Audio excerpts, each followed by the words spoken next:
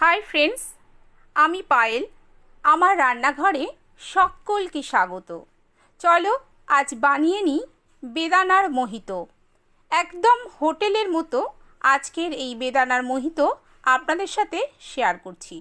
সবার প্রথমে বেদানা বা আনারদানাকে আমি মিক্সিতে পেস্ট বানিয়ে নেব।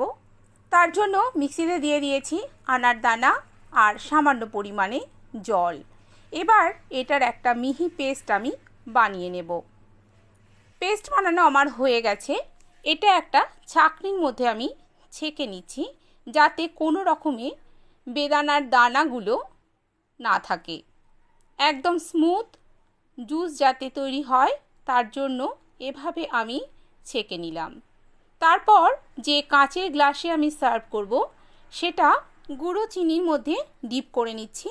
এতে করে সার্ভ করার সময় দারুণ সুন্দর দেখতে লাগবে আর মনে হবে রেস্টুরেন্ট অথবা হোটেলে বসেই আমরা মোহিতোটা খাচ্ছি। আমার দুটো কাঁচের গ্লাসের মধ্যে গুঁড়ো চিনি দিয়ে ডিপ করা হয়ে গেছে।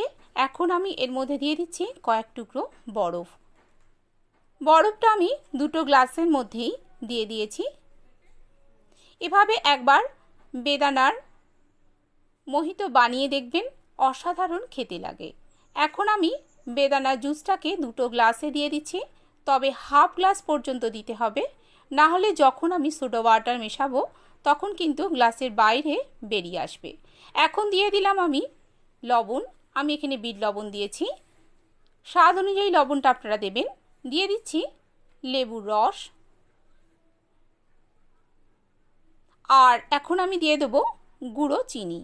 মিক্সিতে আমি চিনিটাকে এভাবে গুঁড়ো করে নিয়েছি। তারপর সব কিছু একবার চামচ দিয়ে খুব ভালো করে নেড়ে দিতে হবে, আর তারপর দিয়ে দিতে হবে সোডা ওয়াটার। যে কোনো সোডা ওয়াটার দিলেই হবে। আমি এখানে 7 আপ দিচ্ছি, আপনারা চাইলে স্প্রাইট অথবা যে কোনো সোডা ওয়াটার মেলাতে পারেন। দারুণ টেস্টি এই আনারদানার মোহিতোটা গরমের দিনে দারুণ খেতে লাগে। আর এভাবে বানালে তো মনেই হবে যেন হোটেল বা রেস্টুরেন্টে বসে আমরা খাচ্ছি।